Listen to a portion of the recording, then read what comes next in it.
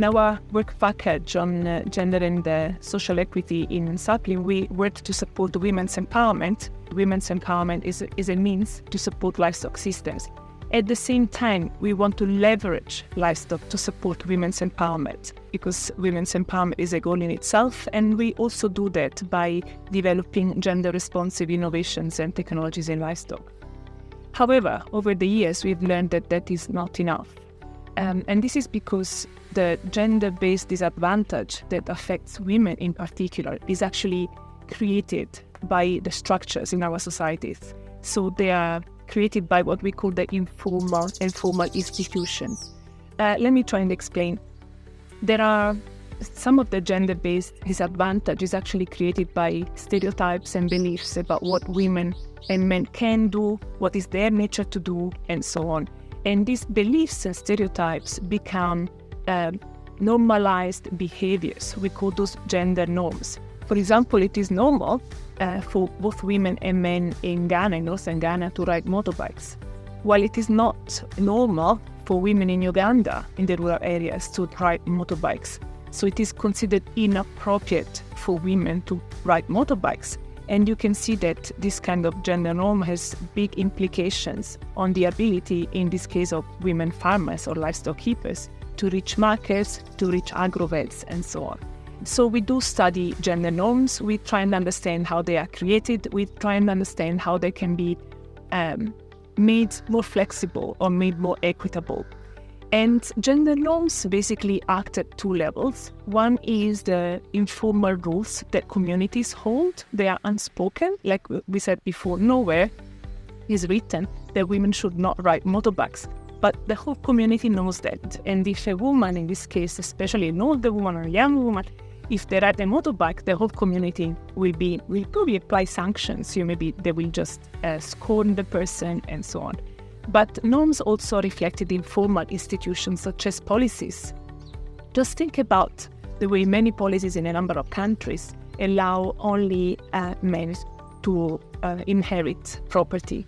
So this is one way of formalizing a gender discrimination based on previous beliefs about maybe women's capacity to handle property or take decisions and so on. So this takes me to the third area of work that we do in Sapling.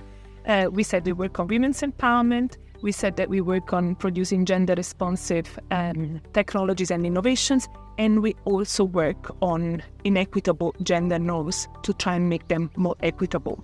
So to give you an example of a model that we have developed through Sapling and which has been shown to be quite effective, we have identified, recruited, and put through a business incubation young women veterinarians from Tanzania who buy good breeds of chicken, which had been identified through a previous genetics project, and they bring these improved good breeds to women farmers in the rural areas. And together with the breeds, together with the chicken, they can also advise the women and give them vaccines and administer any drug that the animals may need.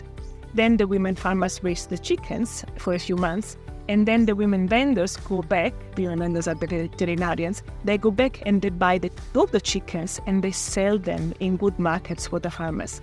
And the model has been quite successful because the private company that was multiplying the improved breeds of chicken is very happy because, of course, they have more customers. They have expanded their market. The women vendors are having a new business that seems to work very well. They collect, as we said, they buy the chickens from the private companies, and then they have the women farmers buying them from them together with other services. And also it is very easy for the women farmers now to get access to good breeds of chickens and to animal advice and animal services because it is women vets who are dealing with them, and it is indeed locally appropriate for women to deal with women, while it is not locally appropriate for women to deal with unrelated men. So this model has been very successful, and now it has been scaled to much wider communities through our partners. And this is why partners are essential for our work. They are essential for our work because with them we develop models, we understand what the issues are on the ground, we develop solutions, we test these models, these solutions. And they are essential because they can pick up what we as CGIAR produce. And this is evidence of what models work, scientific evidence. This is also methods and tools that can be utilized elsewhere. So when our job is done in identifying the most effective approaches to support, in our case, women's empowerment through livestock, then we rely on partners to adopt the models, to adopt the learnings, and to scale up our interventions.